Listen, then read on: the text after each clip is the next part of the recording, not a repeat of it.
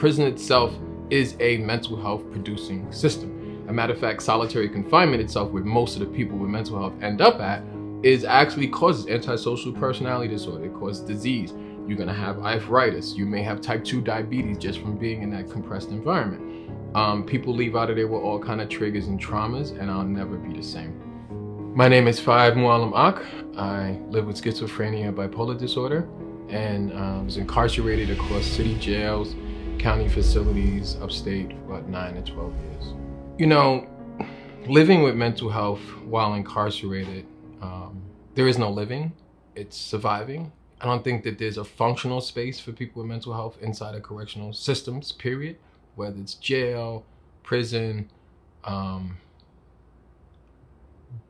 however the sort of confinement is, it's all triggering, it's all hard to survive. Prisons can adversely impact those with mental health disorders from the very ideology in that our current prison systems were not built to serve people that do have mental health issues. What happened is the unintended consequences of policies that were enacted in the 60s, 70s, and 80s. The unintended consequences were what happens if you close the asylums, if you deinstitutionalize mental health treatment facilities. What are you going to do with this population? And unfortunately, a lot of this population is actually being treated within the jail and prison system. This is a place where you have to be on your toes. You have to hear every word a person says. The way the disciplinary system is set up is that, you know, there's a ticketing system, there's different tiers. Every ticket could be a tier 1 or a tier 2 or a tier 3 level of punishment. And they're mostly for things that are sort of normal for human people to have normal human actions. So in prison, like, there's no talking. So for a person that has exponential energy and talks a lot, it becomes this sort of process where you are constantly being in trouble or looked at as problematic. It's like, you know, you see this guy's walking around the solitary, like, why is this guy in the box? Well, he was running around the tier, banging his head on the wall, yelling at people. I was like, well, why was he in prison? Well, he was walking around the streets, banging his head on the wall, yelling at people.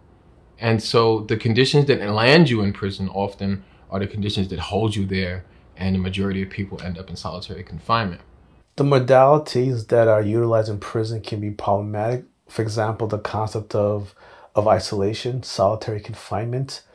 A person that's suffering from a disorder such as schizophrenia, that's psychotic, isolating them can make things a lot worse. A person that's suffering from a bipolar disorder in a manic phase, isolating them can make things worse. But we have to find that healthy medium about how to actually adequately support and not actually exacerbate their illness. I think that one of the reasons why I went to the box was because of sort of pushing the levels of those interactions. It was a negative exchange between me and another officer who wanted a portrait done. I do portraits in prison. That's sort of how I use my focus to escape. That led to my charges, which were unauthorized exchange, possession of stolen property, destruction of state property, hoarding, and multiple weapons. And that sounds pretty bad until you realize that the unauthorized exchange was the guy next door. That's like, you know, my wife sends me these Black Enterprise magazines. I'm a white guy from Buffalo. Do you want these? And it had his name on it. So if I said that he gave them to me, he would go to the box too, which would create another situation, being that he's a person of a different race. And hoarding was that I had 2 stamps over the limit. Also, I had 2 pillows, which I had a permit for, and I had an art permit for my utensils, but they ripped that off the walls when they come in. And the destruction of state property was because we rip up sheets to basically make a line to fish. And so those were some of the preliminary charges. But what really hurt me, I think, was the 12 sharpened wooden objects, which is how they wrote up pencils. And so you go to solitary for nonviolent reasons in some sense. When I was in Auburn, I was just barely holding on. And it was because I had filled my day. You only get 2 mods a day. So you can go to program or you can go to work, and that's it. I had 4 mods. So I was the volunteer porter on a tier. I taught kosher. I was the kosher inspector for the kitchen with the rabbi. I taught religious services 2 times a week. I worked in the school building 3 times a week. I also went to Cornell University as a student. And then I also was the block porter. And so it kept me in manic mode all the time. In bipolar disorder, you have these deep drops of depression. In prison, you can't do that. You'll die, or you'll find yourself in a hole that you can't get out of. And so for that, you keep yourself perpetually up. So caffeine and carbs is a regular diet, but keeping that adrenaline in my system. Also pumped in cortisol, as I learned later on. So that's why I have arthritis and so many medical problems. And that busyness got cut and shipped to solitary, where you have this sort of bundle of energy stuck inside of a 6x9 solid wall cell with no air, no vacuum, this 200 light that feels like the sun that never sets above you, to the point that you sit there, you know, people always ask me, what do you do in solitary? It's like, what do you do past counting the bricks, all the cracks in the walls? But for a person with schizophrenia, sort of bipolar disorder, it's like having these hypersenses. It's not just the fact that I can feel the weight of the air. It's the wind that's blowing under the door, like stupid, talking to you. It's the dripping of the toilet. It just slowly builds on you. It's like a drop of water. If you singly drop it on your head, and if you focus on something else, it wouldn't bother you. But without any distractions and only these other voices in my head, you tend to make rash decisions by yourself. My physical condition always impacts the medical, the mental, and always vice versa. So I'm diabetic, and often in certain facilities, they take you out to medical to get insulin, but in solitary, they come to your cell. And so I'm getting insulin in a slot, the needle breaks, little blood sprays. I'm asked out of insulin. And so I have about 8 hours until I see the next human being. But if I miss that, it's gonna be 9, 10, 11, 12 hours, and I'll be dead by then. So I have basically the next 5 a.m. breakfast shift to get what I need. And so I'm pacing back and forth, I'm talking to myself, and early in the morning, in this sort of vacuum of a space, it becomes this sort of microphone for the rest of the facility. I know people don't understand it, but you can hear things more acutely in your cell from outside. So I hear the keys 2 floors down, I hear him loading the trays, I hear the conversation, the mumbers, and I'm panicking, like I have to get this guy's attention. So the elevator's coming up, boom, the cart's in the room, I hear the slots open and bang. I'm thinking, like, how can I get this guy to get me to medical? How can I get the attention that I need? Bang, the carts are coming, the slot is open, it's getting faster. I'm thinking, like, how can I, well, if I cut my hand and I reach for the tray, then he'll see that I'm bleeding, he's gonna give me medical attention. And so I do that, it works. I get to medical. And so when you hear people, you know, harming themselves or hurting themselves inside of solitary, it is sort of the dramatic way to get the resources and what you need that may be life-saving. You know, inside of prisons, there is no mental health assessment, and without assessment, there's no treatment. And without that connection to your prior treatments or the outside, you're left in this limbo of, so you have problems, you say, you're seeing things, oh, you're hallucinating, okay.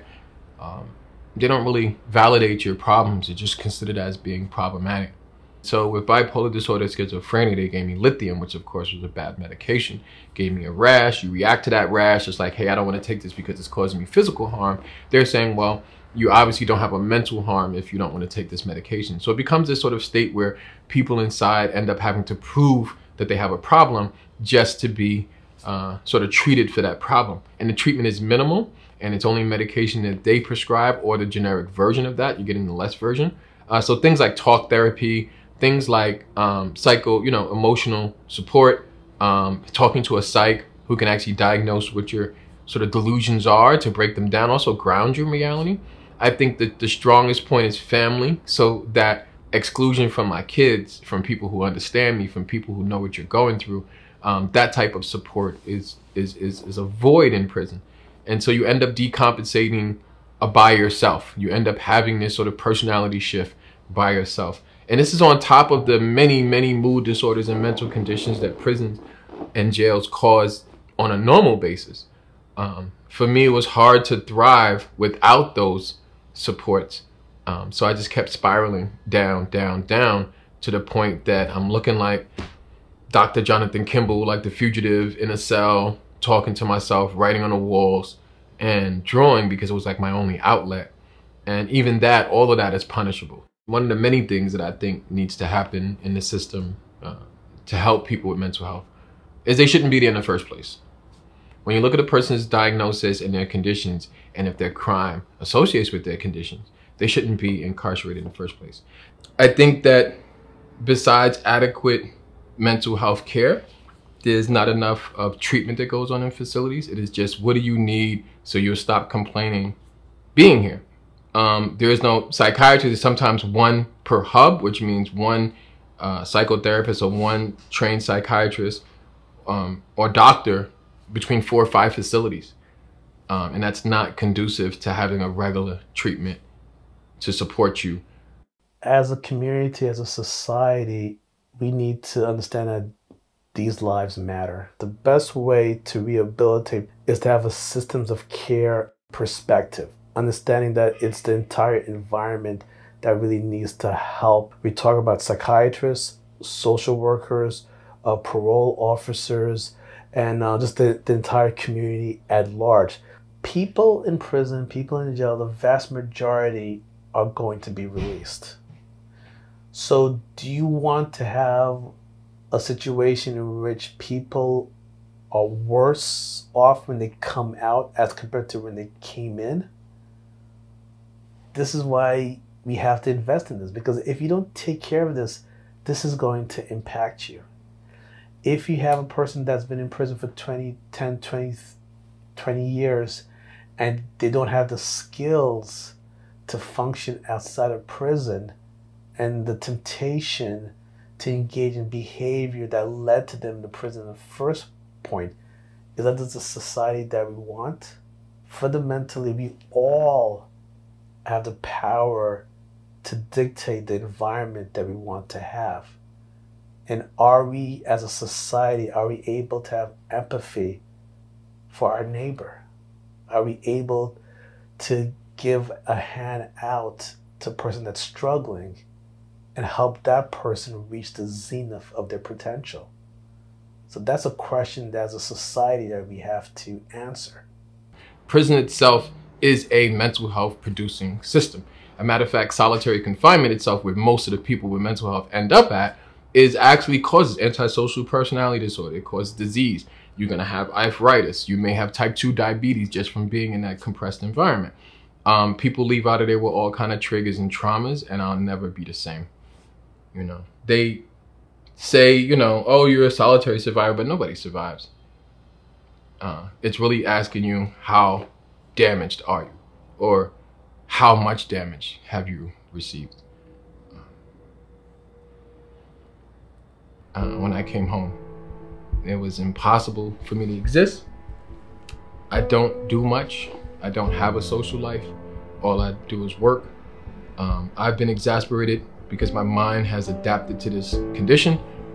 So some of my days are 2 days straight, mostly 2-3 days a week. I don't sleep like a normal person, and I live in a constant state of pain and suffering.